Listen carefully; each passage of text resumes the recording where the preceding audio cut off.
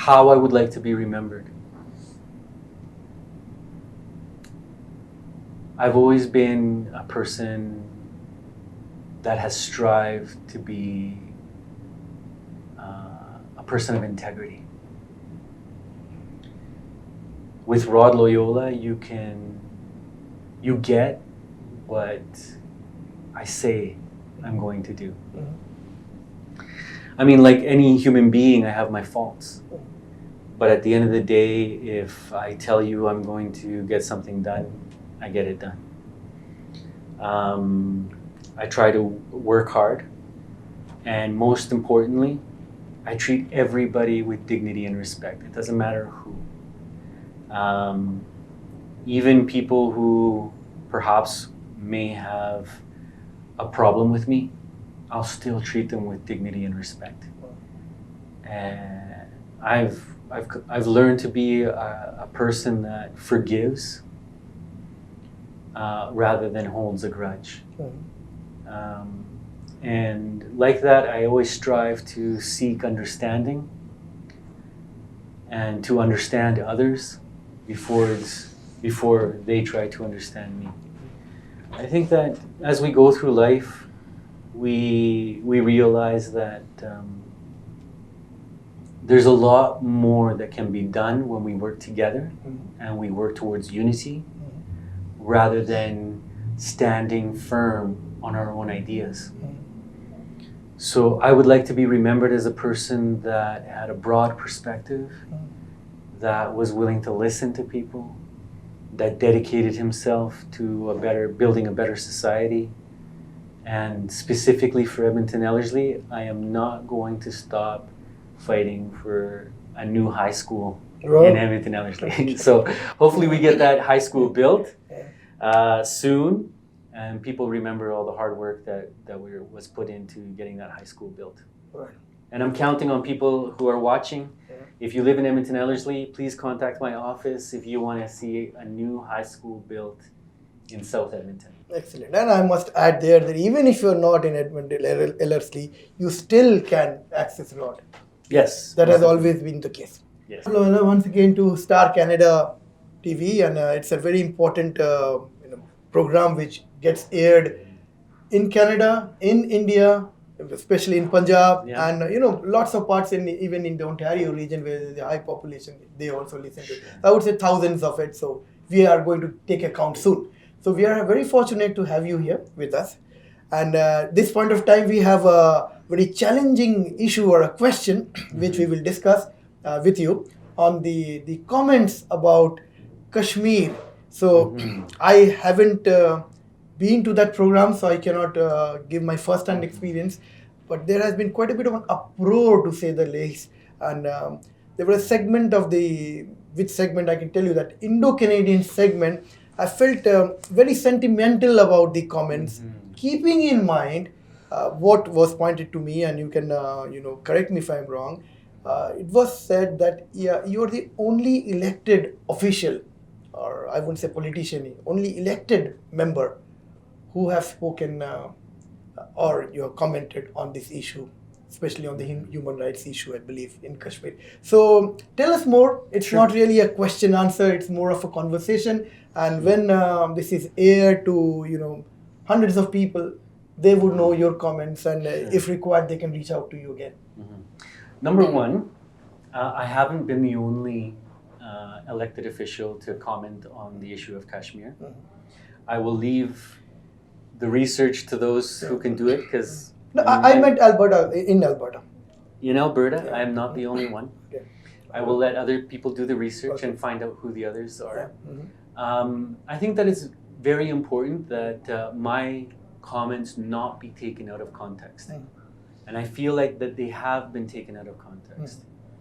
Because people have said to me that I was making anti-India statements, which is not true.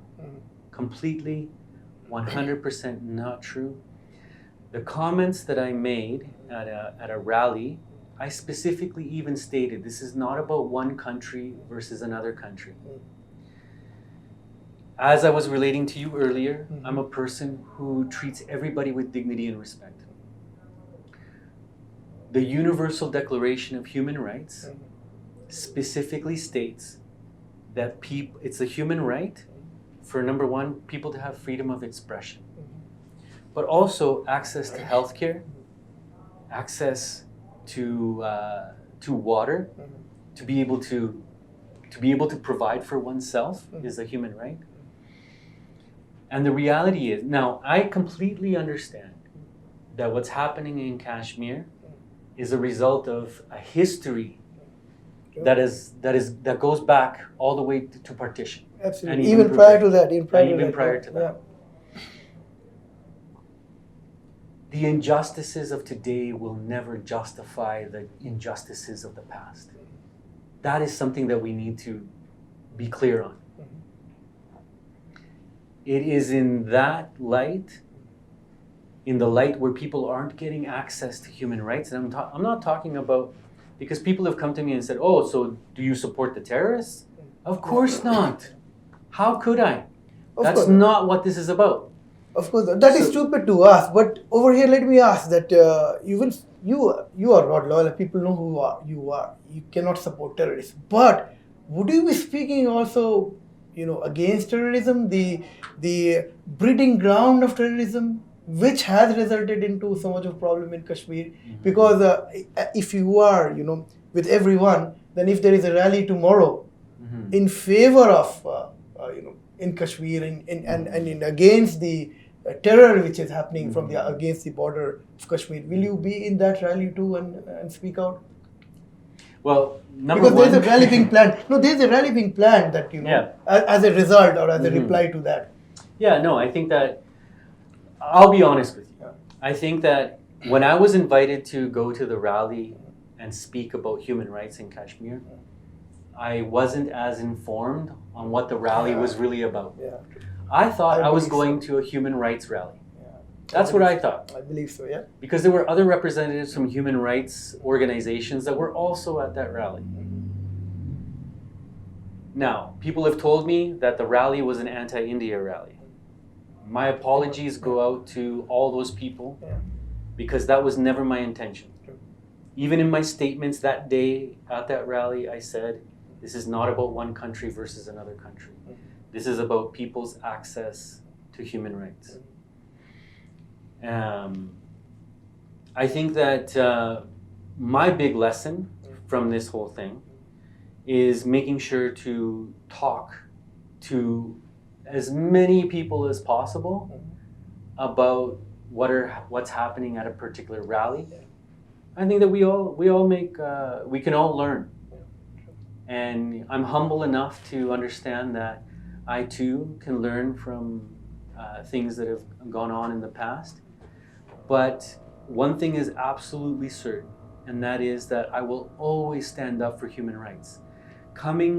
Being a refugee, coming from a country that suffered a military dictatorship, I will always stand up for the human rights of all people. Not just some people, not just Muslims, not just Christians, not just Sikhs. I stand up for everybody's human right. People in the community who know me and know my work know that I work for everybody. Anybody can come to my door and speak to me and say, Rod, I have this issue, I have this problem, I have this concern, and I will do my very best to help that person, no matter what it is. Even if I don't agree with it. Because I'll remind you, like people in the Sikh community know me because of the helmet exemption. And I'll be honest with you, when the Sikh Motorcycle Club first came to me to discuss this issue, I thought, no, I don't agree with this. But see, this is where perspective lies. When someone's coming to you with an idea, you can have a closed mind and say no, or you can have an open mind and say, why is this person asking me this? I need to educate myself about this. So this is the thing.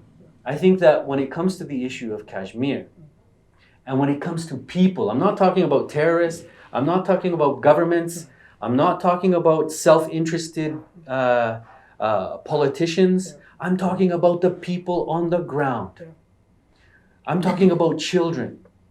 Children that can't go to school or have access to water or have access to healthcare.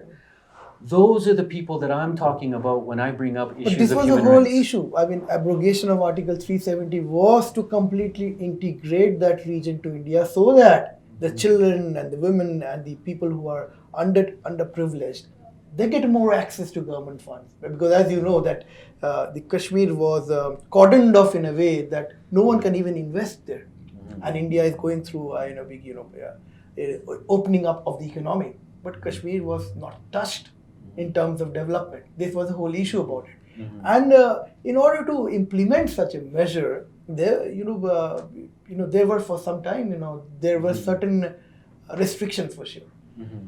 So you were probably not informed going into the rally, but giving you a background, even United Nations have not commented, keeping it with it's a bilateral issue. India and Pakistan, they have a bilateral issue.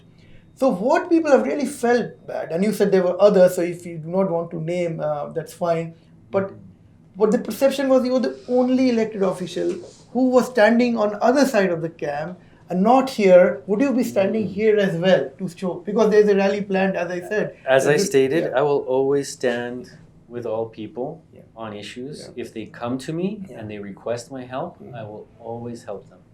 Okay, Rod, as you know, there has been, bombardment of terrorist attacks, one after the other. The recent one which comes to our mind was the Pulwama attack, whereby a lot of soldiers were also killed, So, in a way, to stop those terrorist attacks, it was very important that Article 370 will be abrogated. This was the main reason behind it. Also, the development issue, which I said, But look at the examples in history, not so long time ago. Even Osama bin Laden, he was found in Pakistan.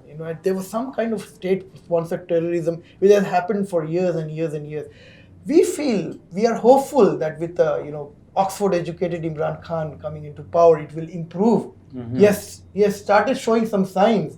The Gurudaspur corridor has just been built, which is the link between India and Pakistan. The other day, Indian Prime Minister went on record in appreciating and thanking the counterpart, Pakistan Prime Minister Imran Khan, that a lot of work, more of the work in fact was done from the Pakistan end. So we hope that relations will improve, our organization few years ago has done first ever India-Pakistan joint Independence Day. So we want everyone to live together and be in harmony together. So what the one part of the segment or Indo-Canadian citizens here living in Alberta, in Edmonton, are very sad or angry also to an extent, is that you're spoken from on the point of view of one segment. You haven't really got into the details of it. And if required, will you be speaking in terms of anti-terrorism efforts in Kashmir? Most definitely. If people come to me, I will answer them. If people come and sit down with me, recently I've sat down with a group that was interested from Bangladeshi community. There was a young man who was tortured for 7 hours and as a result of the torture was killed. They came to me with this human rights issue. I said that I would be happy to support them.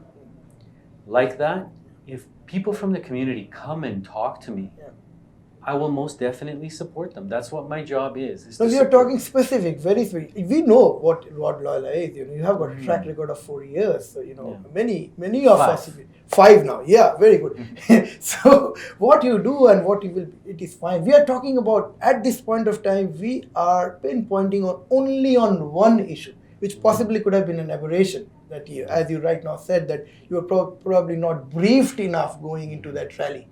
But people have been hurt, rightly or wrongly, they have been hurt in their sentiments. I know you mentioned that you have even spoken against human rights in Chile. So why not? You're speaking throughout the globe. Yeah. But Kashmir is such a sentimental issue, and people in that part, in Kashmir and in Indians in general have suffered so much because of the infiltration of the terrorism. So would you be also, speaking in terms of, your mandate or your support to stop the terror? My mandate will always be to stand up for humans, no matter which country they're from. I'm a person who believes in human rights. I believe that if it's commonly said, all that evil needs to succeed is for good people to do nothing. And I will never be a person that is just going to sit around and watch evil things happen. Now, this can go for both sides. I'm not saying that one side is evil and one side is not. True. What I'm saying is that it doesn't matter what government it is.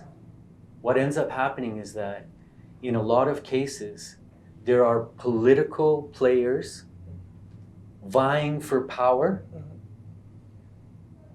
and average people like ourselves are the ones that suffer. We are the ones that have our human rights denied at the end of the day, because these powerful people are attempting to vie for power, one for each side. But Rod, how much of the correct information you have had on the human rights violation? Because of late, European Parliament, European Commission, their member of parliaments were right into Srinagar, and because they were invited to see that it is pretty normal. So the source of information you have based on those comments or based on the rally even, to what extent? It wasn't just on the rally. Yeah. I mean, the John Humphrey Center for Peace and Human Rights is also a very credible source. The United Nations has commented specifically on what is happening on what the names are, the India-controlled Kashmir or Pakistani-controlled Kashmir, and then there's Kashmiris who just don't want to be controlled by anybody, right? So there's all these players that are vying for power. And what I'm saying is that honest, humble, salt of the earth people are the ones that suffer. And those human rights of those people are the ones that I was speaking about. Those people who are being caught in the middle of this conflict. It's not their fault. It's not a child's fault to be born into a conflict zone. Who's going to stand up for that child? So when I'm there, I'm speaking for the human rights of people who don't have a voice for themselves. I'm not there standing up for the state of India or the state of Pakistan or this player or that player. I'm not there for that. I'm there to give a voice to the people who don't have a voice. Now, I'm sorry that the community has mistaken my statement, but that day, I was very specific. This is not about one country versus another. This is about people on the ground who are suffering and that they need to have their human rights respected, because that's what I am about at the end of the day. Now, I've done an open invitation to many members of the community to please come and talk to me. And I was even promised, people who have sat down with me said, yeah, Rod, we know who you are. We know what you stand for. We respect you. We thought you were misinformed. No, I think very well said. I mean, as soon as you said that you're sorry that even unknowingly also you heard part of sentiments of part of the general public over here, then I think that should end over there. The question which I'll bring it once again for a specific answer to you, that should there be a rally which is in support of anti-terrorism activities which is happening in Kashmir, because of which that particular child is also suffering, whom we were mentioning. Will you be there standing with them and making a comment? Well, as a result of everything that happened, I have agreed that I will not attend any more rallies. Because it just leads to problems, right? Okay. Well, so okay. I went to that rally mistakenly believing that it was something that I thought it wasn't. I mean, there were a lot of people at that rally who were honestly there to talk about human rights. There were others that were there with other... For political gains, some kind of, For another political reason. Yes. And I won't deny that. Okay, good. Right? Well said. I think that my job as a politician is to speak out on these things. And I will continue to do so in the House from now on. I continue to make statements in the House. So if the community comes to me, I will most definitely speak about it in the House. Very good, very, very well said. We really appreciate and your stand for putting a stop to terror in Kashmir. Any comments on that? I think that when it comes to these political problems, we have to ask ourselves, what is the root? What is the root? And many times it's the root is in a history of violence and oppression. And what we really need is reconciliation. The way that we learned from Indigenous people here in Canada and throughout other parts of the world, when those who have been wronged sit down with those who have wronged them and work out their differences, we will have true reconciliation and we can move forward. Until then, we won't be able to.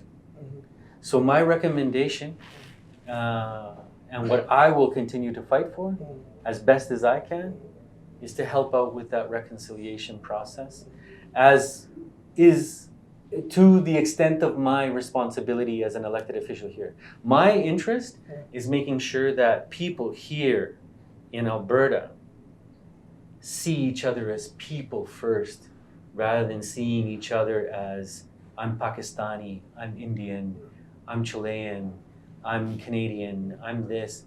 We're all people. True. All human beings. We're all human beings, and we deserve to be respected. And the only way that we can get there is by keeping an open mind and talking with one another, rather than shutting people out. Well said.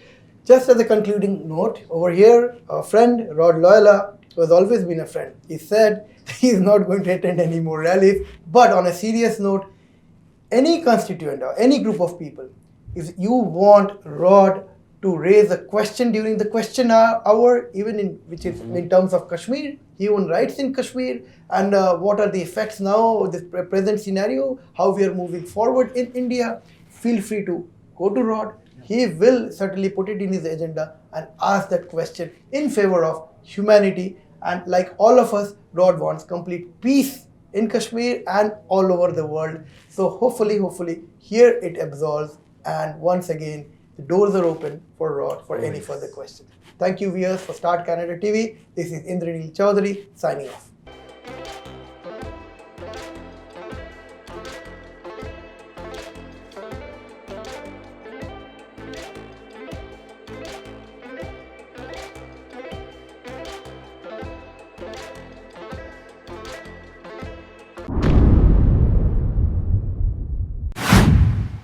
For more information, subscribe the channel and press the bell icon.